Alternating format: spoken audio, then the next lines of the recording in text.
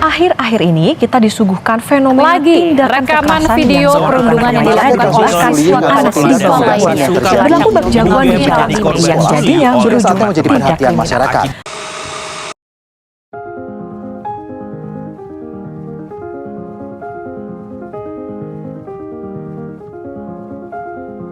Hari ini, kita berkumpul untuk mengangkat isu yang telah merusak kehidupan banyak individu di seluruh dunia. Bullying, fenomena yang menyebabkan luka tidak terlihat, namun begitu dalam dan merusak. Tindakan ini tidak hanya sekedar ejekan atau perundungan di lorong sekolah.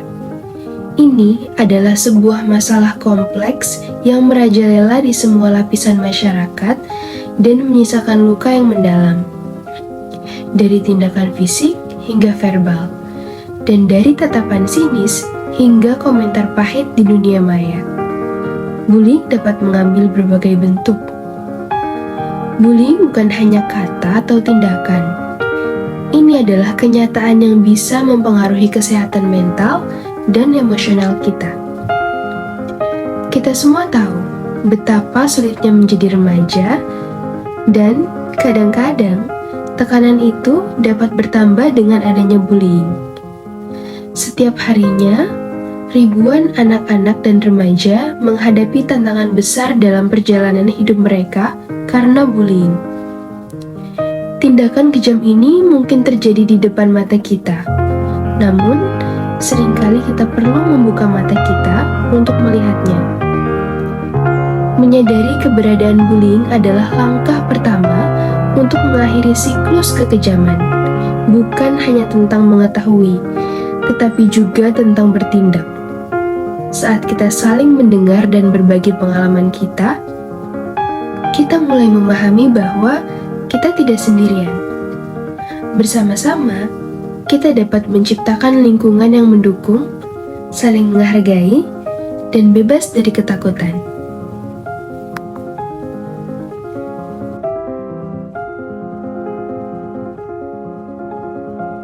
Assalamualaikum warahmatullahi wabarakatuh. Kami dari kelompok 3 PDB 15 di sini akan menginterview beberapa anak dari SMA Muhammadiyah 2 Surabaya tentang bullying. Berikut adalah videonya.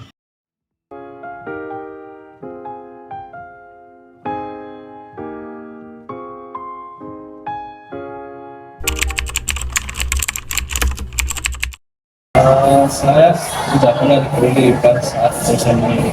Belum pernah dibully ya? Nggak pernah? Oh, nggak pernah ya?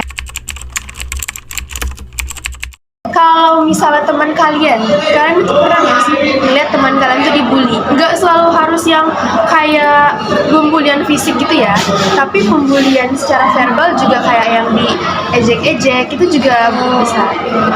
Pernah. Oh, seberapa sering kalian melihat hal tersebut?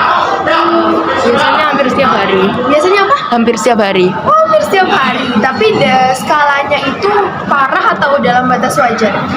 Dalam batas ya. Kalau aku lihatnya dalam batas. Oh, jadi kayak sekedar bercanda-bercanda aja. Oh, gitu ya? kadang bercanda, kadang ada yang beneran. Oh, kadang bercanda, kadang ada yang beneran. Tergantung ya. Iya ada. Tapi dari kelas lain. Seberapa sering itu pembulian terjadi?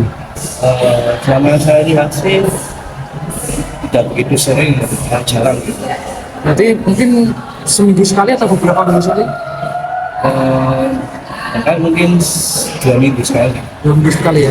Jika pernah, apakah seberapa parah? Sangat parah, atau bahkan ini cuma biasa? Mungkin Sedang ya. Oh, langsung bantu. Terus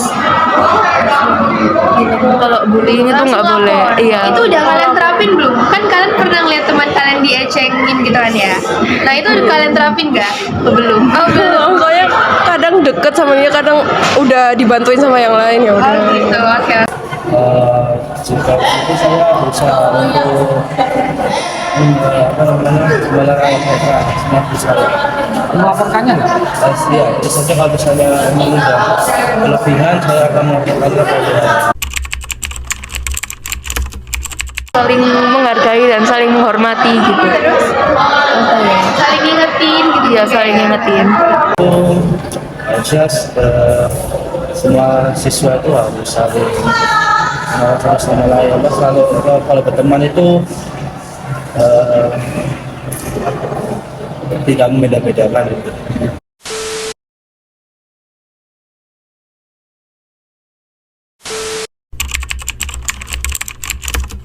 Kalau secara global di sini sih belum semuanya menyadari ya saya bilang, karena ada beberapa kalau misalnya kita jelaskan secara khusus itu memang mereka sudah paham, tapi pada kenyataannya secara realitanya itu masih banyak anak-anak yang menggunakan bullying itu dalam kehidupan sehari-hari, entah itu dalam konteks yang bercanda atau serius gitu kan. Karena kan sekarang kalau bullying itu kan macam-macam ya, ada yang verbal, ada yang di medsos, ada yang fisik kayak gitu.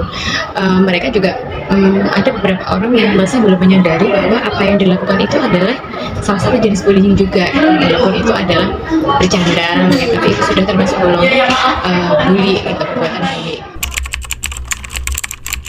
Kalau kita secara khusus memang program itu include di ranah kesiswaan seperti itu.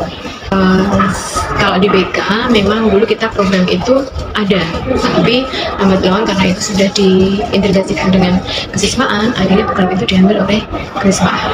Nah di BK sendiri itu kalau BK masuk kelas itu ada materi tentang bullying, jadi itu pembegalan kita kalau di BK.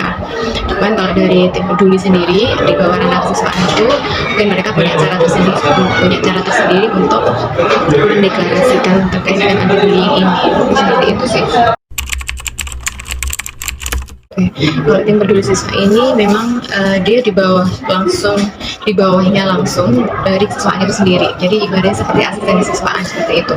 Jadi yang membantu siswaan mereka poin-poin keterlambatan, menerima laporan kehilangan, atau mungkin ada tindak masalah dan lain-lain, itu biasanya langsung ke siswaan seperti itu, atau dari siswaan dialihkan ke tim peduli gitu.